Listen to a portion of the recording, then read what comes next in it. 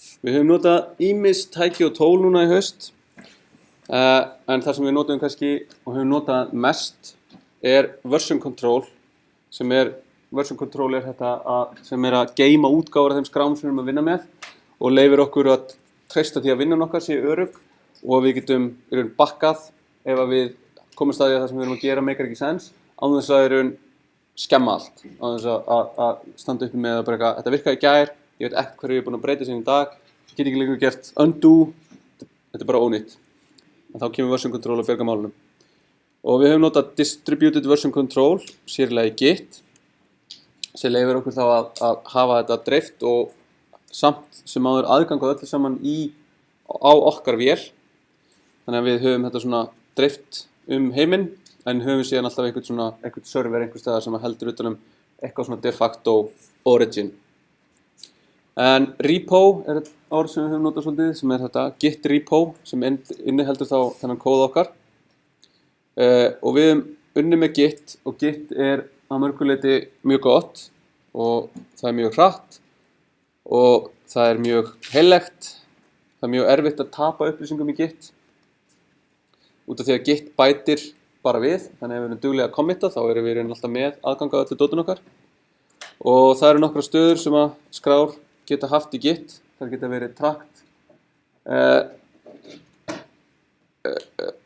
committed, modified eða staged hérna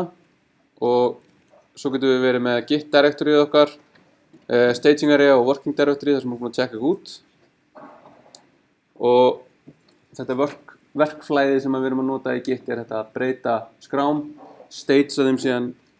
til þess að vera committa og committa þeim síðan inn í repoið okkar. Og síðan Git sér skrárnar á færna vegu sem þetta unmodified, modified, staged og untracked. Þetta svona þessi lifecycle sem skrá fyrir gegnum þegar við erum að vinna með hana í Git.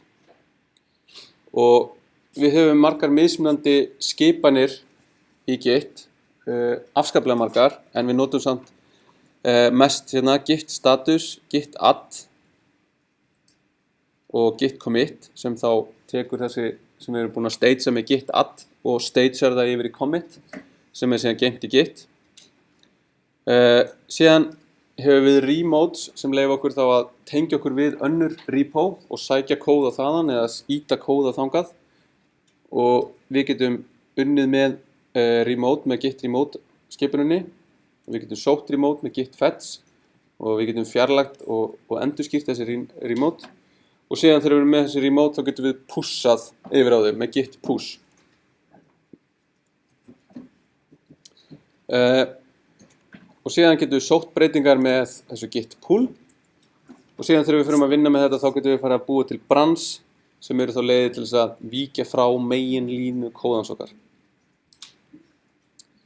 Og þegar við erum búin að búa til svona branch þá viljum við oftast samtvinna það aftur inn í meginlínu kóðans okkar og þá getum við notað Git merge sem gerir það og þá getum við stundum lent í einhverju vandræðum sem eru kölluð merge conflicts sem við þurfum að leysa úr áður en við getum haldið áfram. Síðan með Node.js fáum við npm sem pakkastjóri fyrir JavaScript og pakkastjóri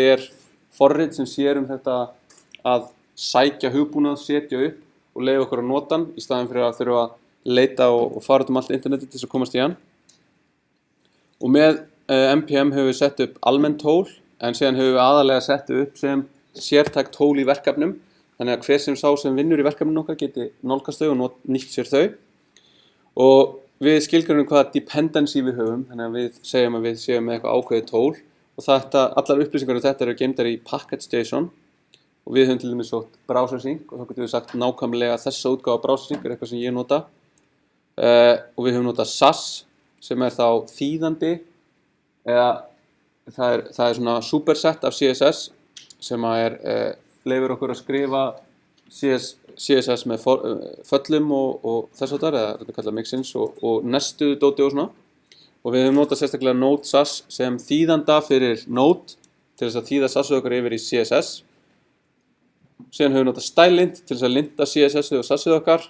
og ES-lint til þess að linta JavaScript-ið okkar. Síðan vorum við að skoða transpilera sem leyfa okkur að transpæla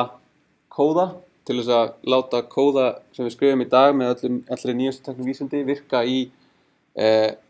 eldri umhverfum sem hugsanlega hafa ekki aðgang að allri þessari virkni með því að transpæla þá í fyrri útgáfu af forritunarmálinu. Og við höfum prófað Babel fyrir það og síðan höfum við